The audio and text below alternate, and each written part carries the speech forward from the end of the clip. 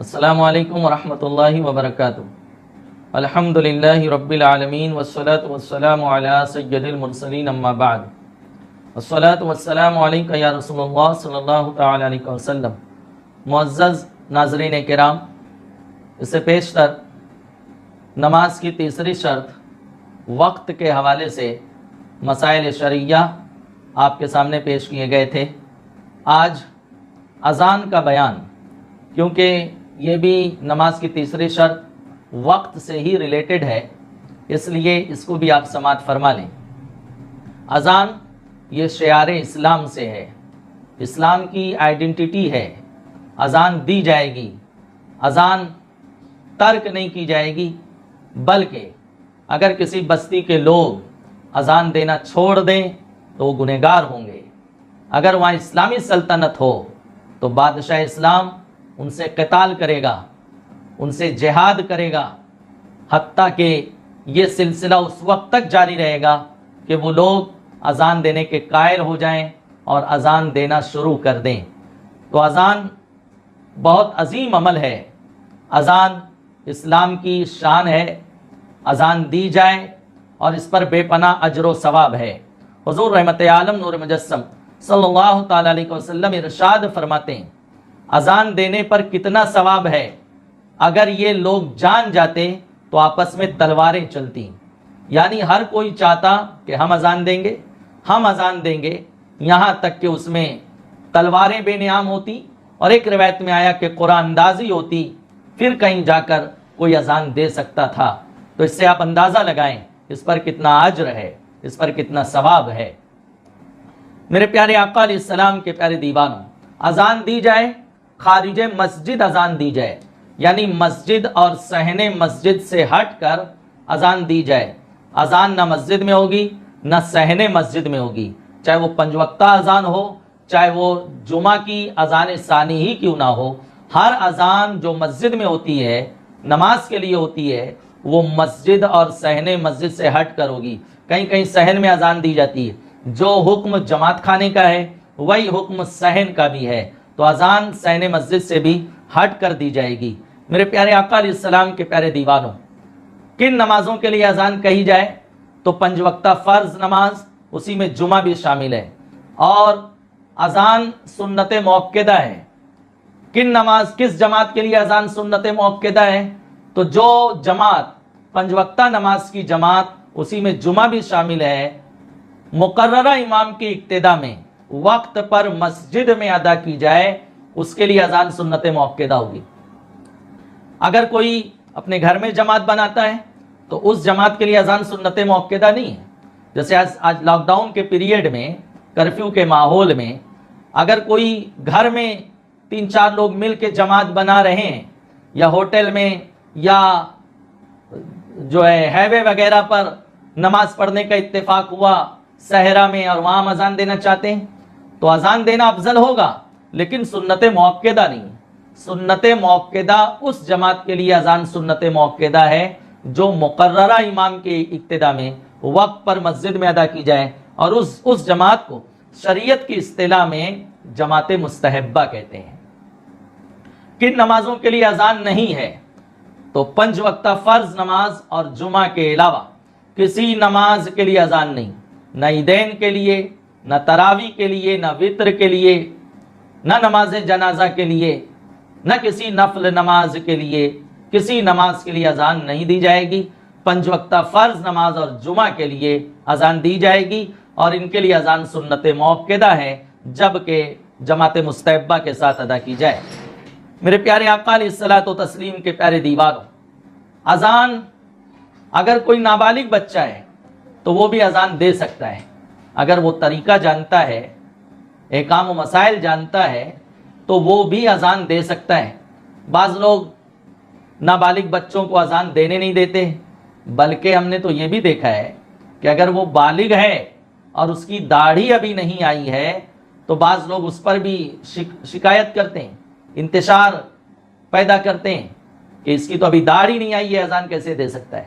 ارے وہ بالغ ہے، داڑھی نہیں آئی ہے تو اس میں اس کا کیا قصور ہے؟ نابالغ بھی اذان دے سکتا ہے۔ ہاں اگر داڑھی آتی اور وہ قطر دیتا تو اس کی اذان مکروہ ہے، اس کو اب روکا جائے گا۔ اگر وہ بالغ ہے اور داڑھی نہیں آئی ہے، اذان کے طریقے جانتا ہے تو اذان دے سکتا ہے وہ۔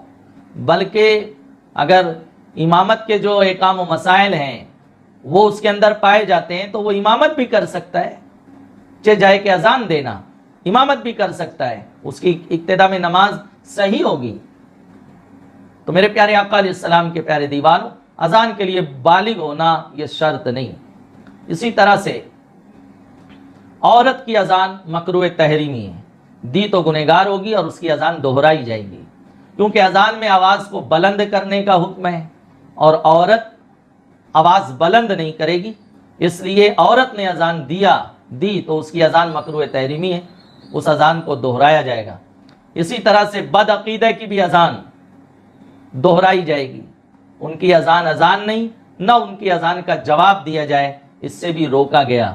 اذان ہو رہی ہو تو تمام مشاغل یعنی تمام مصروفیات چھوڑ دی جائے، غور سے اذان سنیں اور اس کا جواب دیں۔ اللہ کی کبریائی کا اعلان ہو رہا ہے، اللہ عز و جل شانہ کی بڑائی بیان کی جا رہی ہے، ہم اس کے بندے سب چھوڑ دیں اور غور سے اذان سنیں اور اس کا جواب دیں۔ آج اذان ہو رہی ہو، لوگ گپ شپ میں مصروف ہیں، اذان ہو رہی ہے، ماد اللہ ناچ گانے میں لگے ہیں۔ ناچ گانا تو اذان سے پہلے بھی حرام ہے اور اذان کے دوران بھی حرام ہے، لیکن یہ حال ہے لوگوں کا۔ اذان ہو رہی ہے، ٹی وی چل رہا ہے، سیریل چل رہا ہے گھروں میں، گپ شپ ماد اللہ کیے جا رہے ہیں، فون پر سلسلہ جاری ہے، فیس بک پر لگے ہوئے ہیں۔ جبکہ شریعت کا مسئلہ یہ ہے کہ اگر کوئی قرآن مقدس کی تلاوت کر رہا ہے اور اذان کی آواز آئے تو وہ تھوڑی دیر کے لیے تلاوت کا سلسلہ موقوف کر دے، بند کر دے، غور سے اذان سنے اور اس کا جواب دے، یہاں تک فرمایا۔ بلکہ اس پر سخت وعید آئی، عذاب کا ذکر آیا کہ جو اذان کے وقت بات چیت میں مصروف ہو تو ڈر اس بات کا ہے کہ اس کا خاتمہ ایمان پر نہ ہو، موت کے وقت ماد اللہ اس کو کلمہ نصیب نہ ہو۔ اتنی سخت وعید اور عذاب کا ذکر ہے، اس قدر جلال کا اظہار ہے اس فعل پر۔ لوگوں کا حال یہ ہے کہ اذان سنیں گے تو ٹی وی بند نہیں ہوگا، آواز سلو کر دیں گے، عورتیں سر پہ دوپٹہ لے کے بیٹھ جائیں گی اور اپنے مسلمان ہونے کا گویا وہ ایک ثبوت پیش کرتی ہیں۔ ارے اتنی ہی اسلامی بیداری ہے تو بند کرو، توبہ کرو، وقت اذان ہے، مصلی پہ رہو۔ میرے پیارے آقا علیہ السلام کے پیارے دیواروں، تو تلاوت قرآن بند کرنے کا حکم ہے، ہم اپنا ٹی وی نہیں بند کرتے۔ یہ کس قدر دین سے دوری ہے، یہ کس قدر گناہوں سے کی نحوست لوگوں کے ذہن و فکر پر طاری ہو چکی ہے، ماد اللہ رب العالمین اللہ محفوظ فرمائے۔ تو میرے پیارے آقا علیہ الصلوۃ والتسلیم کے پیارے دیواروں، اسی طرح اگر کسی نے بے وضو اذان دے دیا تو بھی اذان صحیح ہوگی۔ البتہ بے وضو اذان دینا یہ مکروہ ہے، یعنی مکروہ تنزیہی ہے۔ اذان عبادت ہے اور عبادت اور اذان بہت عظیم عبادت ہے۔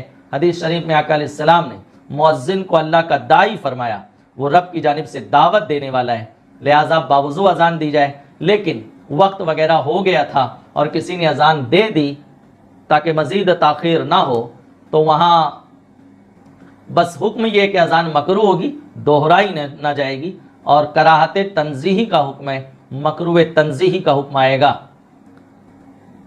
اذان میں لحن حرام ہے، گانے کے طرز پر اذان دینا یا حرکت کو گھٹا دینا یا بڑھا دینا، ماد اللہ یہ حرام ہے۔ جیسے کسی نے اللہ کو اللہ کہا، اکبر کو اکبر کہا یا اللہ اکبار کہا، یہ تینوں غلطی اذان میں حرام ہے۔ اور اگر نماز میں تکبیر انتقال میں اس طرح کی غلطی ہوئی، جیسے تکبیر تحریمہ کہتے وقت یا رکوع میں جاتے وقت، تو ماد اللہ نماز فاسد ہو جائے گی، نماز ٹوٹ جائے گی۔ اور اذان میں ایسی غلطی ہوئی تو وہ اذان نہیں، ماد اللہ سخت ناجائز ہے، وہ اذان دہرائی جائے گی، اور جس نے ایسی اذان دی اس پہ توبہ کا حکم ہے۔ مجھے ایک واقعہ یاد آتا ہے، آقا نعمت سرکار مفتی اعظم ہند رضی اللہ تعالیٰ بریلی شریف میں مسجد رضا میں وضو خانے پر آپ تشریف فرما تھے، نماز ہو چکی تھی، آپ نماز پڑھ چکے تھے، زائرین کی ایک جماعت آئی اور انہوں نے جو ہے ظہر کی، شاید ظہر کا وقت تھا، ظہر کی جماعت بنائی، تو جو ان کے امام صاحب تھے انہوں نے اسی طرح سے تکبیر کہی، اللہ اکبر، تو ماد اللہ رب العالمین آپ نے وہیں سے چیخ ماری اور فرمایا کون ہے جو اللہ کے گھر میں اللہ کو گالی دیتا ہے؟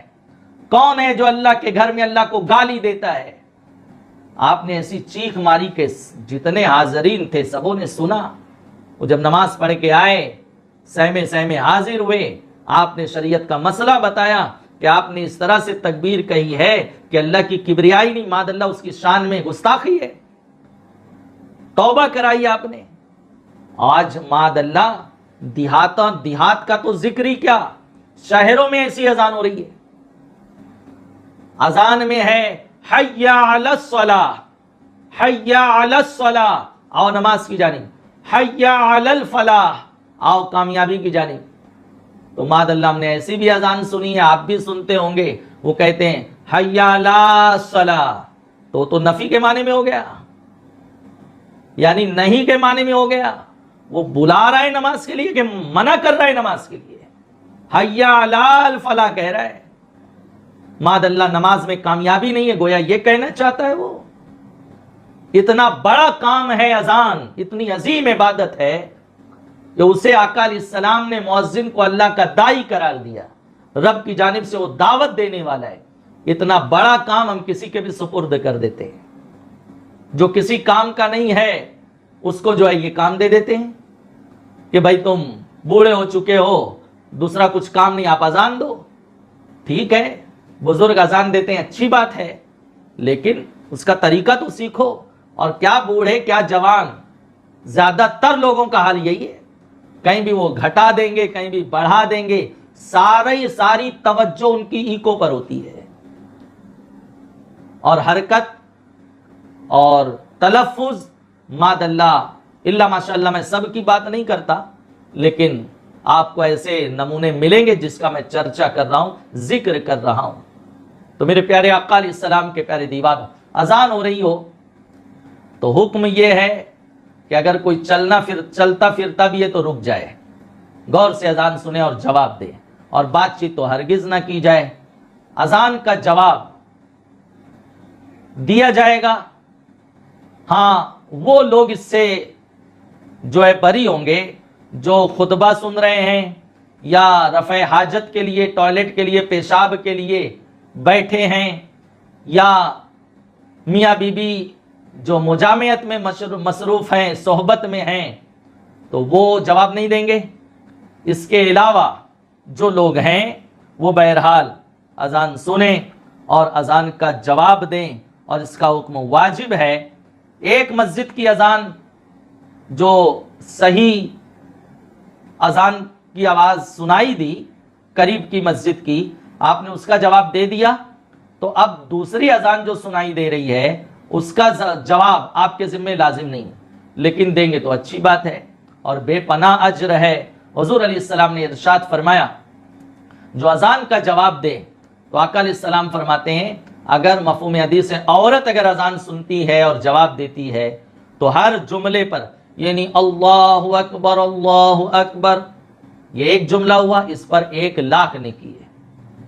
اور اگر مرد اذان سنتا ہے غور سے اور جواب دیتا ہے تو آقا علیہ السلام نے فرمایا مردوں کو اس کا دگنا یعنی 2,00,000 نیکی ہے، ایک جملے پر 2,00,000 نیکی، تو قریب 12 جملے ہوں گے، 24,00,000 نیکی ہمیں مل جائیں گی۔ مستورات خواتین جواب دیں گی تو ایک اذان پر انہیں 12,00,000 نیکی کا ذخیرہ حاصل ہوگا، لیکن اتنی عظیم نیکیاں ہم ضائع کر دیتے ہیں بات چیت میں، فضول گپ شپ میں۔ خدا را اپنے اندر تبدیلی لاؤ اور وقت اذان سب کچھ چھوڑ کر اللہ کی کبریائی کا جو اعلان ہو رہا ہے اس جانب متوجہ ہو جائیں، غور سے اذان سنیں اور اس کا جواب دیں۔ اللہ تعالی ہمیں اذان کے ادب اور اس کا احترام کرنے کی توفیق رفیق عطا فرمائے۔ وقت اذان سب کچھ چھوڑ کر مؤذن کی آواز پر دھیان دینے اور اس کا جواب دینے کی توفیق عطا فرمائے۔ السلام علیکم ورحمۃ اللہ وبرکاتہ۔